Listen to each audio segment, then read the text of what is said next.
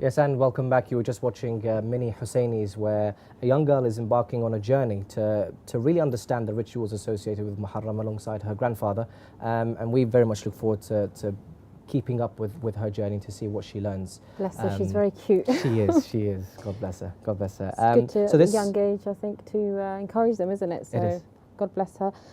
Sorry. I was just going to say, so this part of Morning Baraka, we're looking into the jurisprudential aspects of Muharram and Ashura and Arba'in as well, looking into, the acts that we do, the rituals that we do. Is there a religious context to it? Is there a jurisprudential context to it? And of course, understanding that and giving us some insight into that is our very own Sayyid Mohsin Shah, who is Imam Hussein TV's very own, I guess, and he has many programs with Imam Hussein TV. So, assalamu alaikum, Sayyid. Alaikum salam wa rahmatullah. Welcome this morning. Thank you very much for having me. It was really interesting topics we discussed, and again, time just flies. We were talking about Mustahab acts, beginning of the month.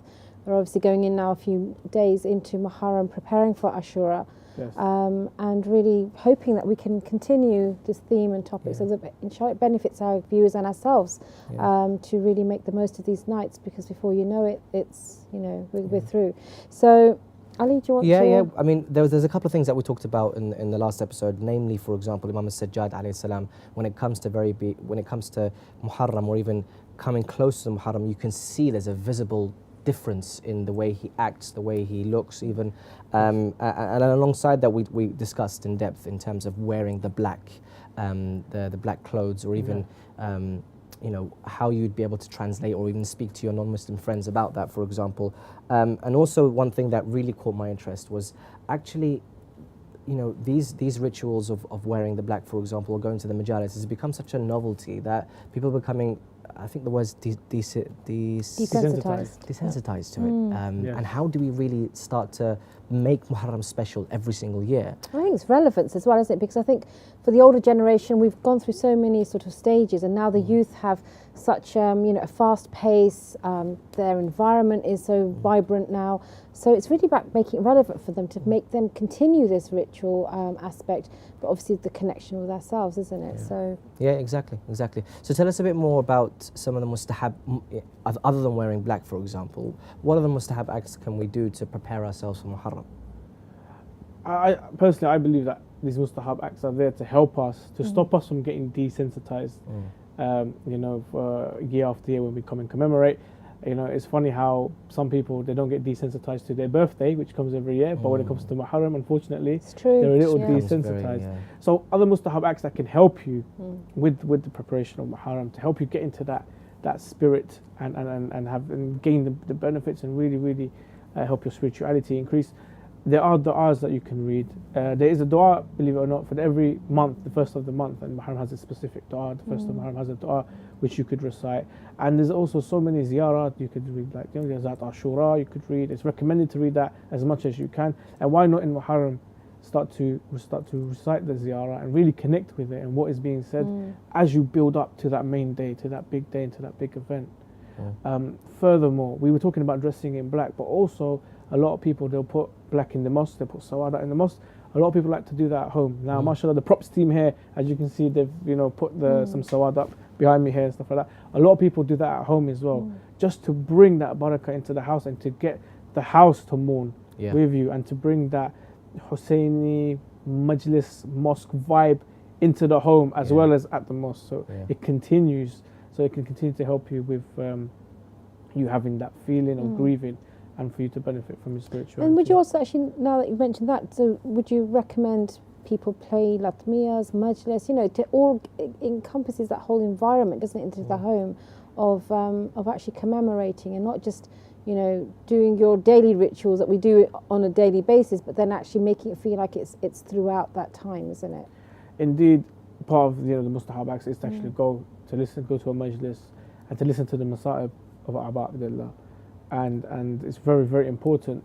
And in the Pakistani community, it's very important. I remember my mum used to say, if you miss the majlis, it's okay, but don't miss the masa'ib.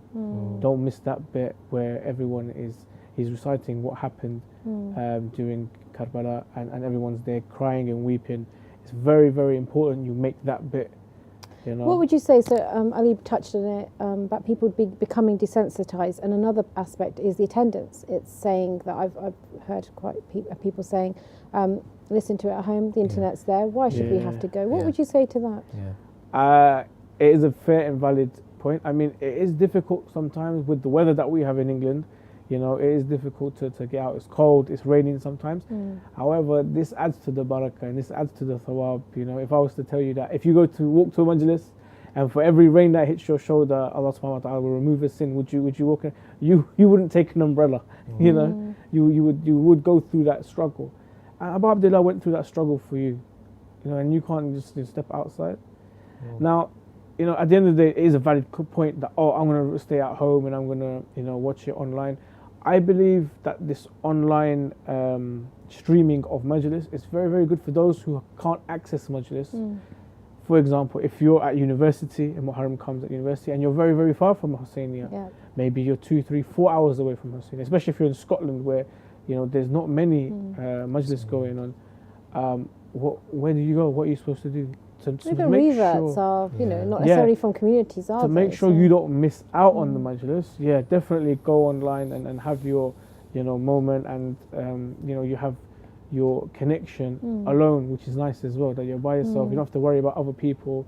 You're there, you can turn the lights down dim, you can focus on the majlis, and you can have your one-on-one with the Mustahab and cry openly. Some people, they're a bit shy to cry in front of other people and so forth. But I think it's also very, very important that if there is a majlis local to you, please go and attend.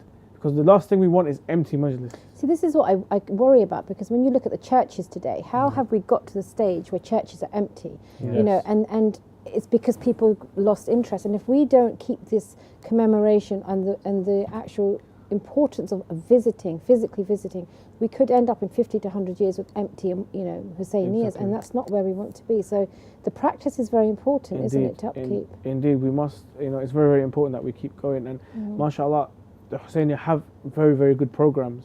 It's not just the majlis, but there's latam afterwards. Participate in the latam.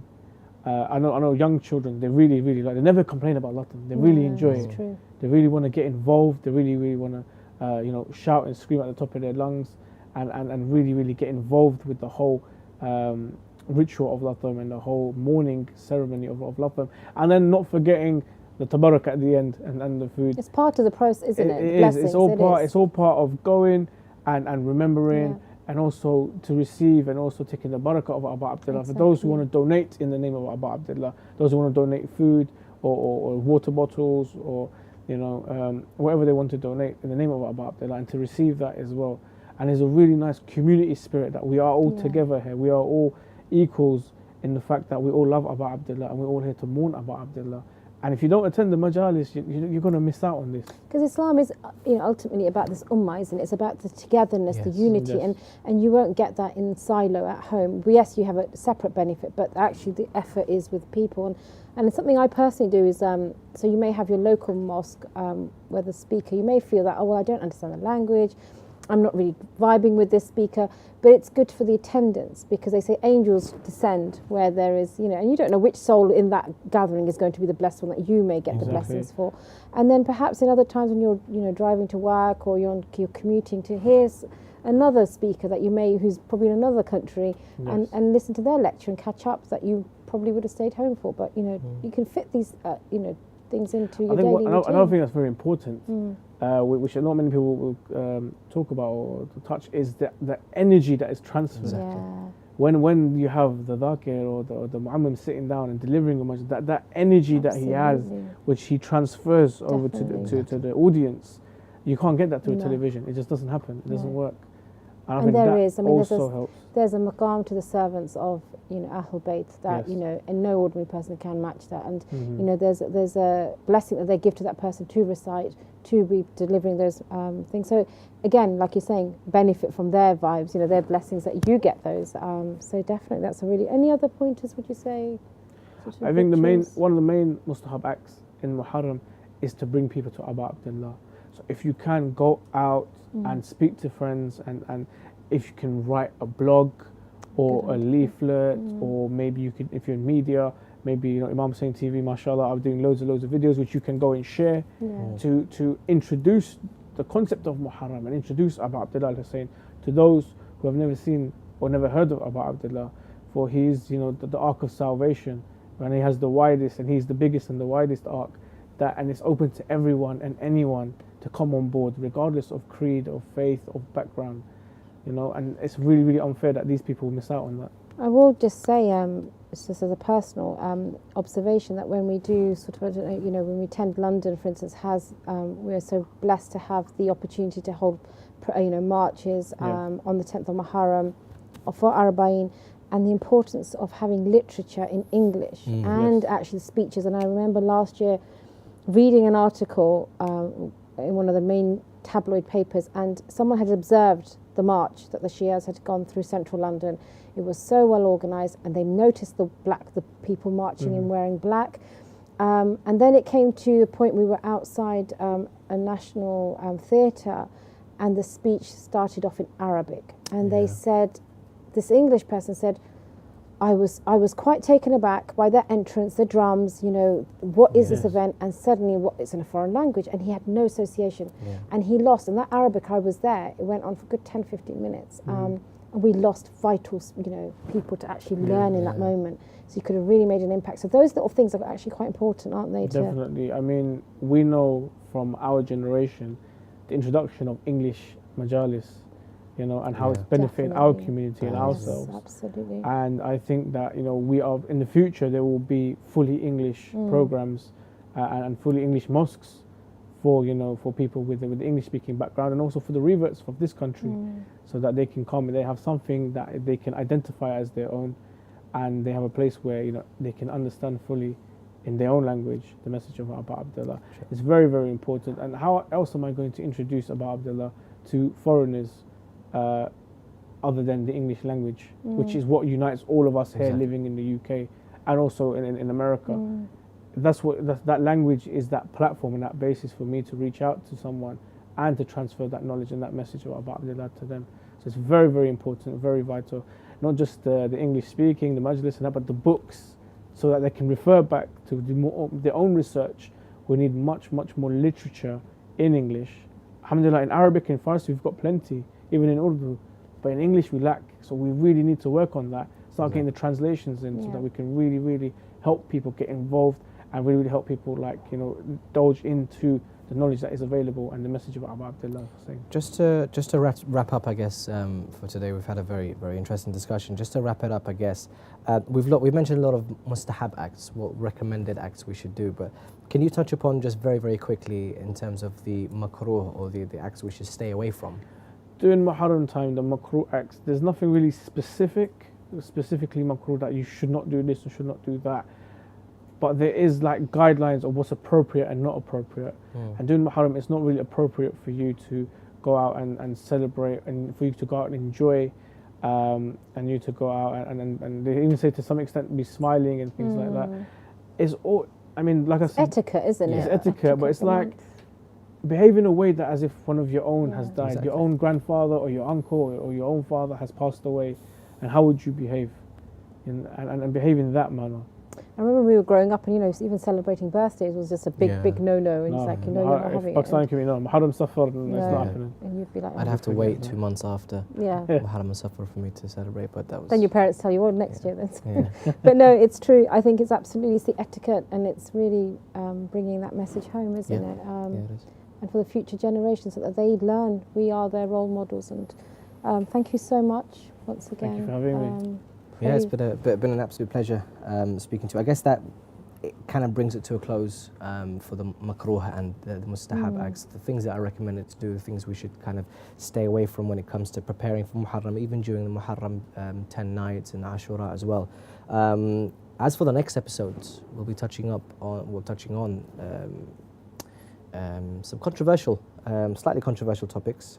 So stay tuned in. Join us. So especially for our viewers as well, to stay tuned for the next episode. So in essence, thank you so much for your time. Thank you for having me. Thank you so much. And for the viewers, thank you also for your time. And inshallah, you benefit from the fiqh or the jurisprudential aspects of Muharram and Ashura and Arba'in as well.